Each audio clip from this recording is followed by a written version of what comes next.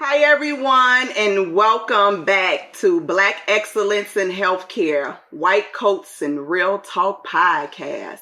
On tonight's episode, we have Dr. Shadae Booker-Shelton, who is also my best friend since 11 years old, and also my business partner. So this episode is a very special episode. We're going to dive into her journey. We're going to dive into our friendship and business partnership, as well as some other things and some white coat confessions. So, welcome. Hi, Dr. White. Hi. Bestie, business partner. Bestie! So, we're going to go ahead and get started. Can you tell the audience who don't know you, your name, your background, your credentials, and just your journey into healthcare? Okay. My name is Dr. Shadae Booker-Shelton. I am a board-certified family nurse practitioner, doctoral prepared. I also have a bachelor's degree in business. I am the co-owner of A&S Divine Healthcare. I am the vice president of Angels Helping Hands. And then I am the founder of the Corners of Aspirations, which I am a certified life coach and soon to be a board certified psychiatric mental health nurse practitioner. Yeah, I'm a mompreneur. Yeah, that's me. That's you, huh? Yeah. That's awesome. That's a lot. That's a long resume. So, can you take us back to the moment you knew you wanted to become a nurse practitioner and what inspired you to take that path? I knew coming out of my bachelor's degree in nursing that would be the next step for me. It was kind of like a plan. I'm a big planner. So I wanted to get some experience at bedside as an RN. Then I started to explore my options to become a family nurse practitioner. I knew that was my route because I wanted to stay clinical. I wanted to stay marketable. And I was already pretty good in business, so I didn't see the profit for me to go back to school for just like business and nursing. So I took that route. I love the autonomy. And then I love clinical. Yeah, so that's why I went that route. Okay. So what challenges did you face on your journey to becoming a nurse practitioner, and how did you overcome them? Challenges was paying my bills while I was in nursing. No, the challenge, that was one of them. I'll be honest, because it's dedication we put in to becoming a nurse practitioner. Yes, like I hear people say they're working, doing all this. I'm like, oh, how are you doing it? But school is different now. Mm-hmm. So finances was a challenge. I'll be honest about that. And I think also stepping into, my background is mostly in dialysis as a nurse, RN. We had a lot of autonomy then. So the autonomy part, I kind of had the background in that. I guess having the confidence to know that you are the provider and knowing that you are doing the best thing possible for the person. So I think that was a barrier, but I got it. You got it. And I was gone.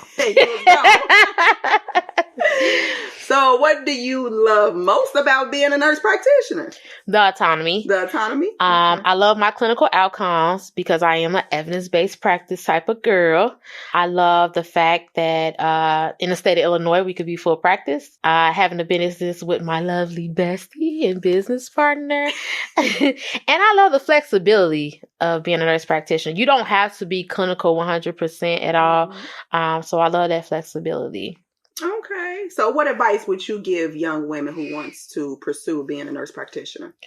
I would tell them to make sure their heart is in it versus the credentials or the aesthetics or the, just to say they're a nurse practitioner.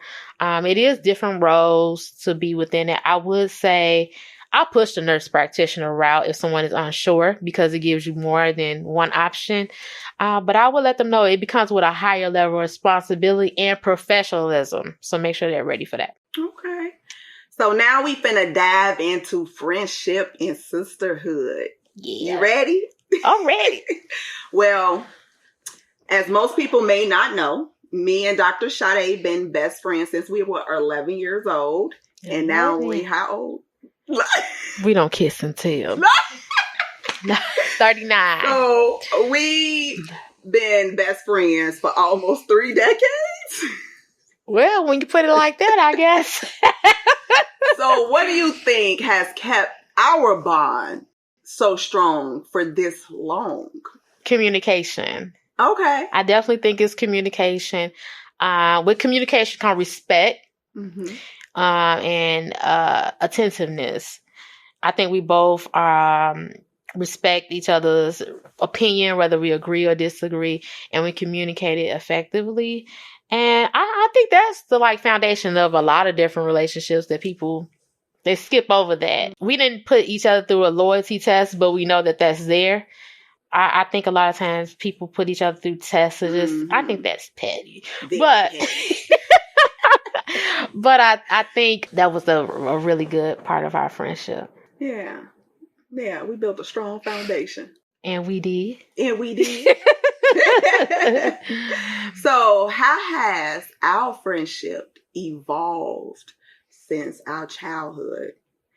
Especially as we navigated through our careers, motherhood, leadership. How do you think our relationship has evolved? I think we took it together. I know, right? It's always, a lot of times success is built not only with, you have to be self-motivated, you have to want to do it. Nobody can convince you to do it, but to have a support system while you're doing it, a sound body, someone that actually wants to see you win versus just saying and not putting actions with it. I think it helps even when you don't want to do it.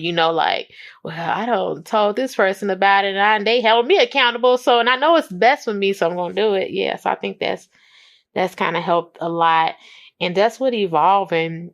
I think with time and maturity, it just came natural. It did. Yeah. Because we never been at a standstill. We always supported each other, motivated each other, encouraged each other, and we just grew together. We didn't stay in one spot. No. We always bouncing ideas off each other and, just being there for one another, and trusting one another. Correct. And I think, us being ambitious women and wanting to grow and not wanting to just stay in one spot and stay the same. I think that contributed a lot to us having a strong friendship too, as absolutely. Well.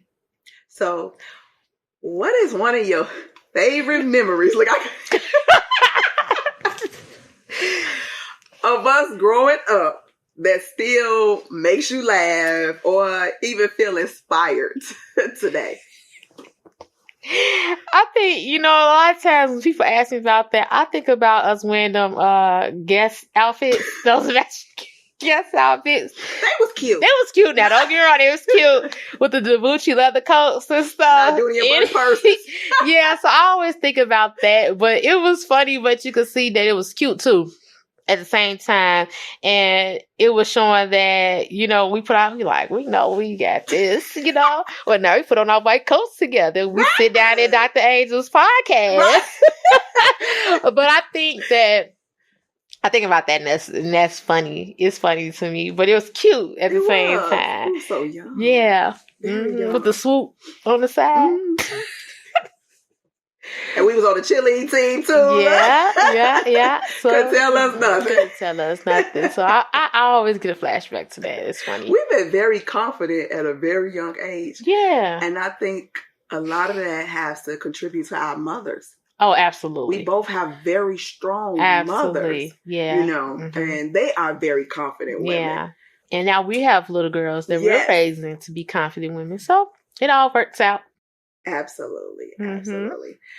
So what is something that you learned about me as a friend that has impacted you the most? I'll say what I don't know.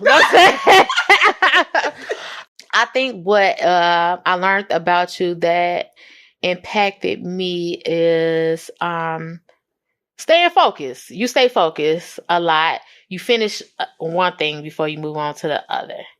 I think that's very important, and it impacted me as well, because I'm like, well, let me finish this first. Because I call you like, you like, did you finish that first? I'm like, it's going to be done. Well, call me tomorrow. So I think, thank you, best friend. You're welcome. I got to make sure you stay on task. So now we're going to jump into business partnership and leadership, because we do have a partnership with a couple business. And we both are women in leadership. Yes. So we both co-own A&S Divine Healthcare, where we do primary care, urgent care. We do a variety of quality healthcare service located at 1477 Ring Road, Calumet City. Come by and see us. Yes. So not only do we own A&S Divine Healthcare together, which was established since 2018. We also own Angels Helping Hands, which is a youth mentorship program. What motivated you personally to step into those leadership roles? I've always been a leader. You know I'm gonna say that? No.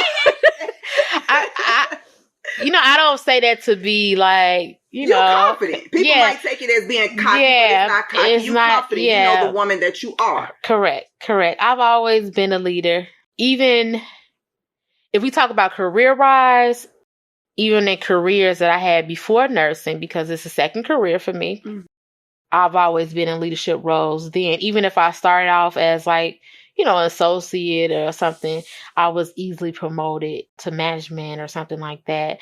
I've always been in leadership probably since 18. 18 was my first leadership role. So those type of things came, it was part of me at that point. Going to business school, it just, gave me more techniques behind it. But I'm very, as you know me, I'm very like a backseat person. It's because I just like to relax. But I've always just been a leader. Yes, you have. I can attest to that. So, what have you learned about yourself since becoming a business owner, an entrepreneur? What have you learned about yourself? Becoming an entrepreneur, I learned, don't teach me nothing unless you want me to take it over.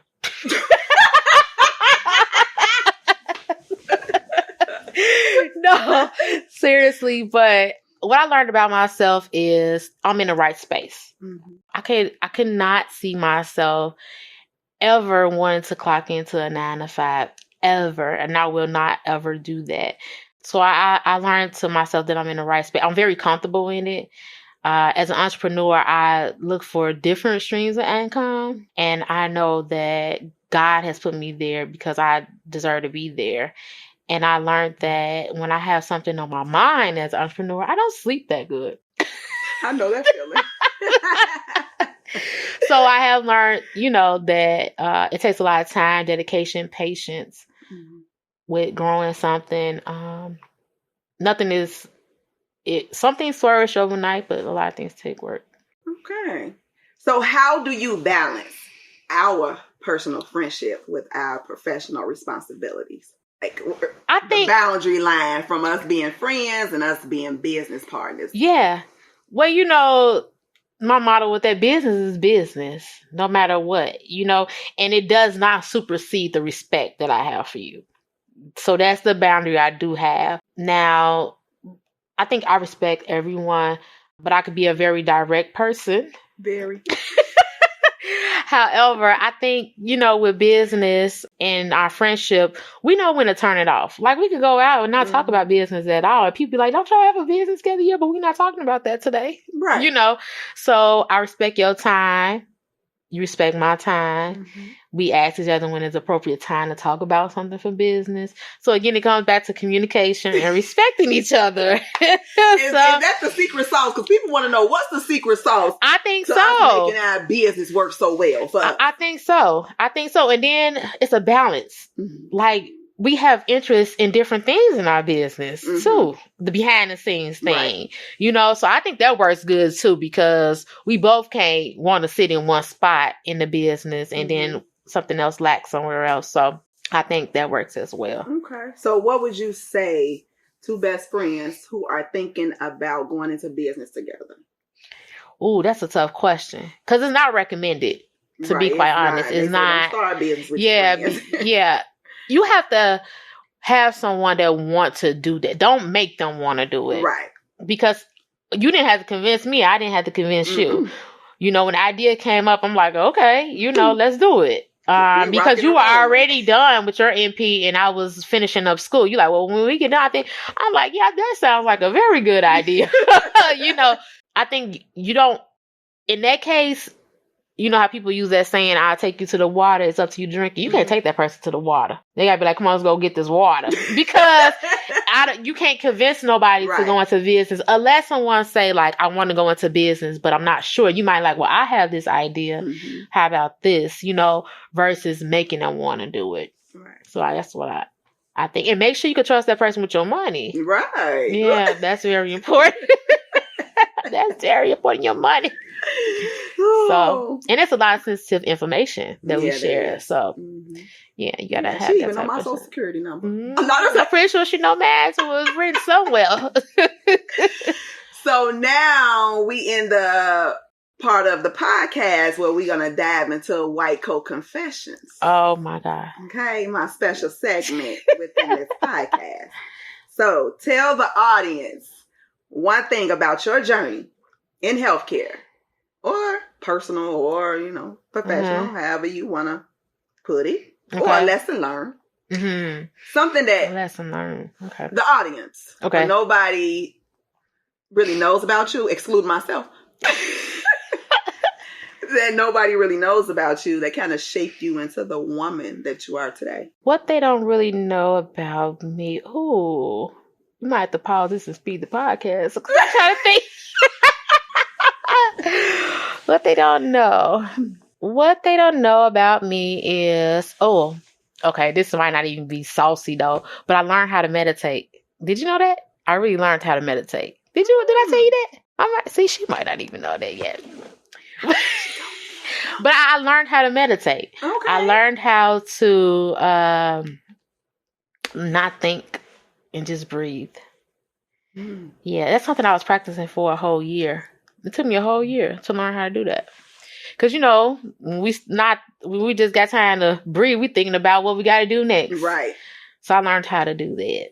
That's I think good. I was proud of myself. I'm proud of you. Okay. I'll be like, is you meditating, girl? Not... See, she gonna break my meditation. Well, that's something interesting. Okay. So now, how do you define legacy? And what kind of legacy you hoping that we create together? Oh, that's a good question. Legacy means to me is when my flesh is no longer here, because my spirit will live.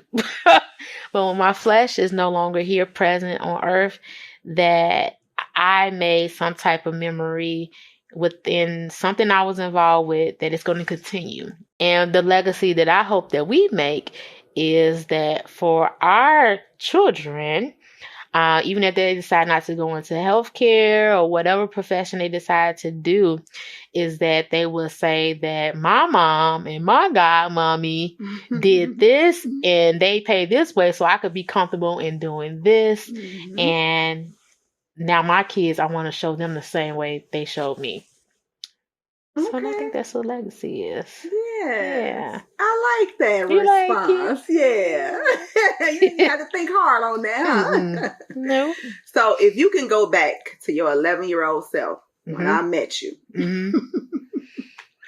knowing everything that you know now and everything that you have built, what would you tell your 11-year-old self? What I would tell my 11-year-old self, you want to know the honest thing I would tell my 11-year-old? Yeah, I want to know the honest. This is white coats and real talk. Okay. So yes, I want the honest. I would have told my 11-year-old self to go to community college. I would have still got a business degree. I would have still went that route first. I would have told my 11-year-old self to save more money at a younger age. Buy my first property before I was 25. And then I would have also told myself to just live with grace. Yeah. So why do you say community college? That's what you would have told yourself. Yeah, I would have told myself that because I have student loan debt.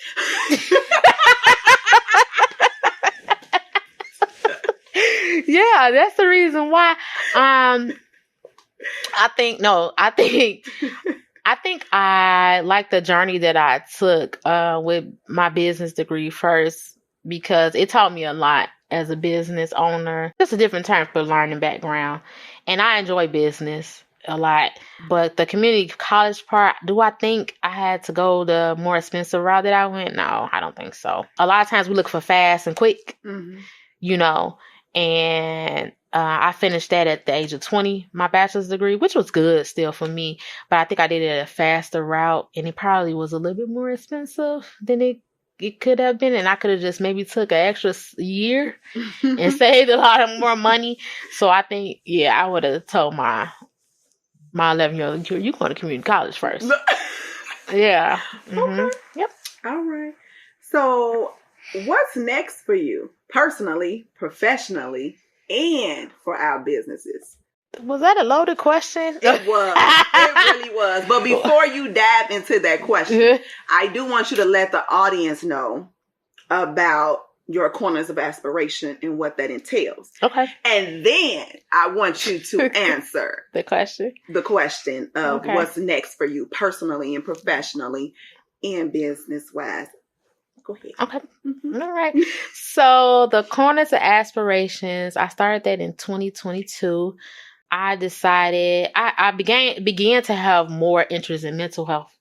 At that point, I already kind of did have interest, but I was unbalanced with it.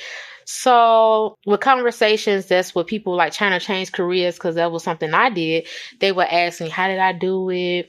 What tips did I have? This, various questions. So I want to brush up on how to do that. Like, how do you do that in a good way? So I decided to become a life coach, and honestly, it was really good because it coached me while I was doing it. So I got my life coaching sessions while I was becoming a life coach. So I think it was really good. And I became like planning was something that was very, very, very something that I would do on a regular basis with planning. Planning was something that I did a lot with planning. So I came out with the planners, with the corners of aspirations, goal setting, career coaching, just general life coaching. It's not therapy at all. It's totally different from therapy. That's the corners of aspirations. I have a website, coaspirations.com. And I got all my Instagram and Facebook handles on that. Now go back to that question you asked me again. So what's next for you? Personally, professionally? Personally, I think I just want to nourish what I have going on. I don't think I'm going to start anything else new. Okay. At least for the rest of this year. Not if I call you at 2:00 and be like, I got this idea. No. If it's not nourishing something that I'm doing already, I'm like, well, wait till next year. So I'm just going to nourish everything that I have going on right now for the rest of this year. Then professionally, finishing up my psych certification. I'm just going to finish that out for the rest of this year. And then for our business, just nourishing it. Continue to build with what we have going on and add our mental health into it and go from there. Sounds amazing. Thank you. So can you let the audience know again, how can they follow you? I know you gave out your website and said all your social media handles was on there, but if you could elaborate a little bit. Sure. So personally, on all social media, I'm Dr. Shadae. With the Corners of Aspirations is the Corners of Aspirations on Facebook. Is getinspired_COA on Instagram, and the website is coaspirations.com. Good. So, Shadae, Dr. Shadae, I want to thank you for being a guest on White Coats and Real Talk podcast. True definition of Black excellence. Wouldn't y'all agree? So that's a wrap for tonight's episode. I hope you all found some inspiration, some knowledge in what Dr. Shadae shared with us today. Make sure that you subscribe to our YouTube channel, White Coats and Real Talk Podcast, and all of the social media handles. You can follow me on all platforms to stay in touch and be updated on what we have going on. Make sure that you like, share, comment, repost. Repost. Yes, repost. definitely repost. All those good things so we can make this movement loud. Very loud. And I want each and every one of you to be an impact and be on this journey with me. So thank you and good night.